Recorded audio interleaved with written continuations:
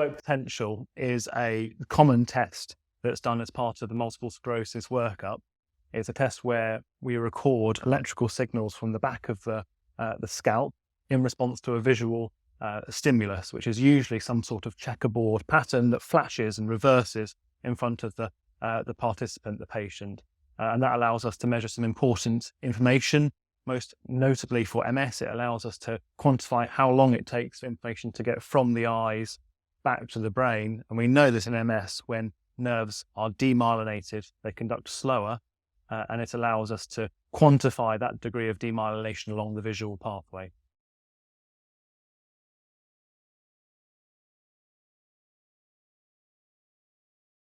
No, so I think the helpful thing to know about VEPs is that they're completely painless. What is helpful to know is that because the electrodes that are placed over the scalp are so sensitive, often the technician will use some special gel or kind of jelly type substance that improves the connection between the electrode and the skin.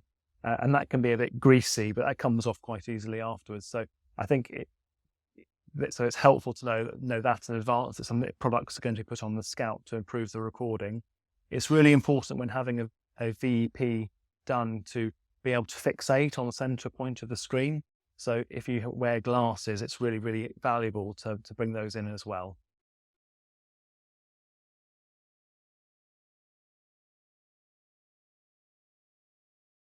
So certainly no after effects. I think the key reflection from some of our participants that have VEPs done is that they're quite fatiguing. You do have to really focus and pay attention to a certain point on a screen. And even though that sounds trivial, actually, I think it's quite challenging to do that for a protracted period. So I think it certainly has a chance to be mentally challenging and fatiguing, but certainly not painful.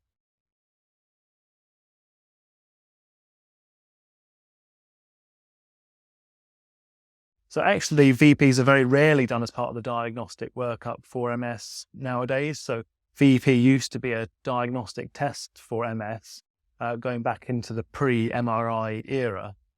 But nowadays, because of having MRI such as it is, it's very uncommon to have a VP done as part of the diagnostic workup. And actually, it doesn't form as a part of the criteria for diagnosing MS at the moment. So it's an uncommon test to be done as part of a routine diagnosis, but it can give you helpful information as part of the monitoring of MS, because it allows us to sensitively quantify the degree of demyelination and remyelination of the visual pathway.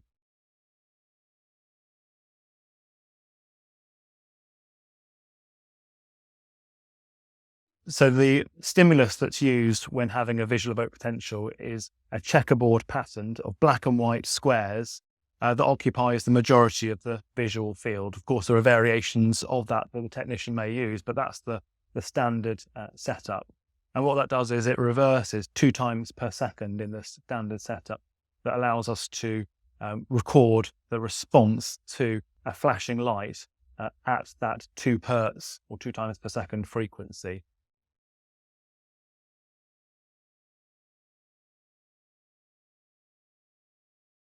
When you're having a visual evoked potential done, what the system is doing is it is amplifying the brain waves that are recorded on the scalp and averaging away the background noise from routine normal brain waves.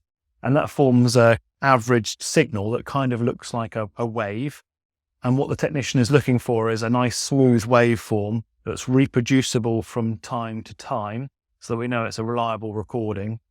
And much of our attention is focused on a peak that's normally about 1/10 of a second after the flash. So we call that the P100 for 100 milliseconds. And typically what we see in multiple sclerosis when MS has affected the visual pathway is that takes longer to form. So because the nerves conduct more slowly, that information reaches the brain over a greater period of time, and therefore the latency, the time period for that peak takes longer. So generally speaking, what the technician is looking for is the waveform and where that peak forms, which tends to be at a longer time period than in healthy people that are unaffected by MS.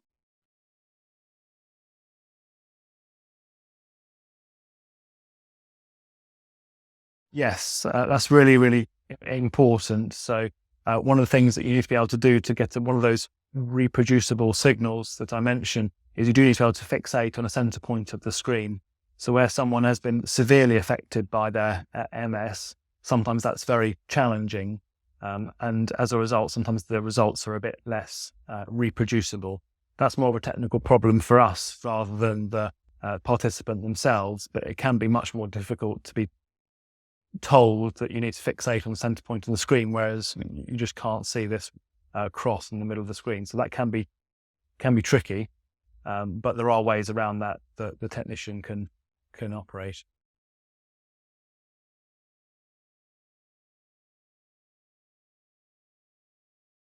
So there's a very real challenge to measuring remyelination in the setting of a clinical trial, because of course one of the main goals of remyelination treatment is to repair nerves and protect them for many years to come. So when you're giving a medicine, a drug, in a clinical trial over a short duration, what's really valuable are tests that can measure the effects of the drug over that short time period. So one way we can do that is with MRI scans, and we do that very frequently. But VEP has increasingly emerged as one of the leading ways to measure remyelination over a short duration clinical trial. And it's been used successfully now in 3 clinical trials that have shown a remyelinating effect through an improvement of the VEP. So in our research in Cambridge, we're doing a trial called CCMR2, the Cambridge Centre for Myelin Repair Trial 2, of 2 drugs, metformin and clemastine, against placebos in 50 people living with MS. And we're looking for improvements in the VEP as a marker of repair, of remyelination in response to the drugs.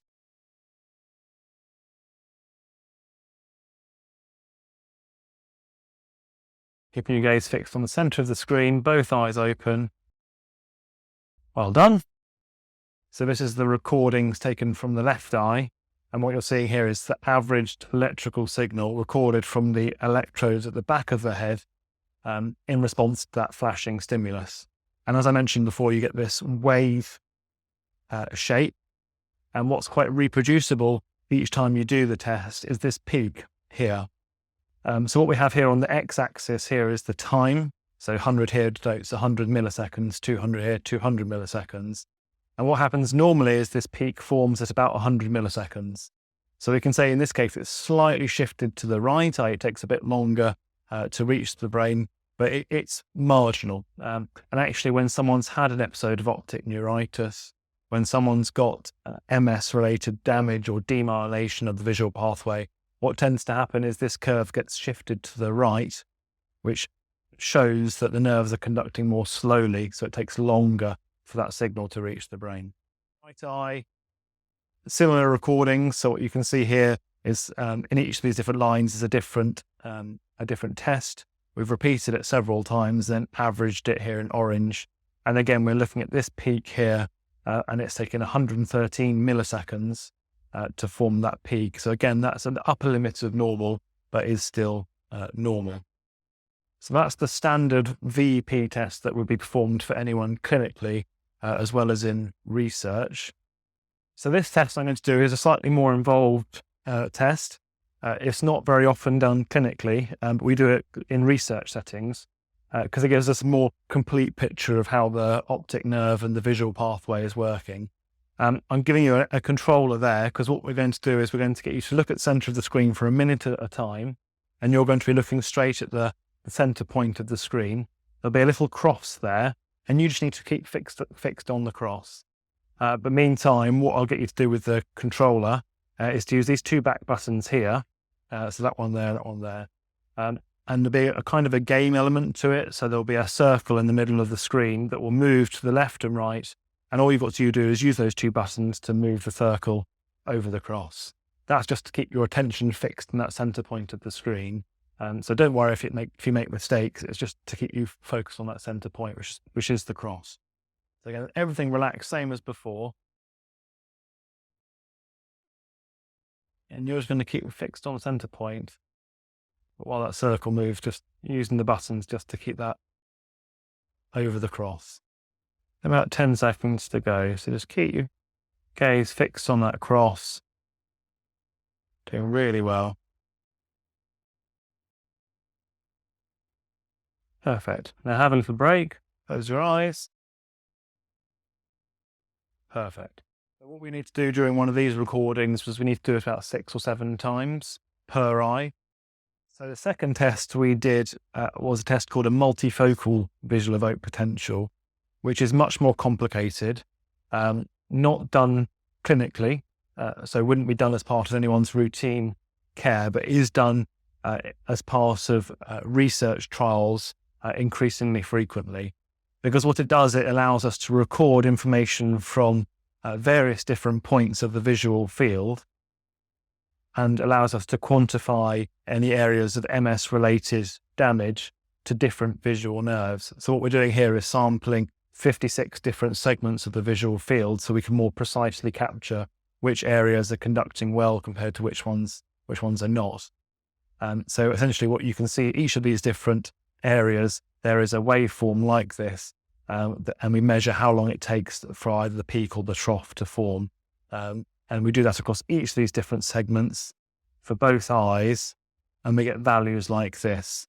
And we can see, are the nerves conducting well or not?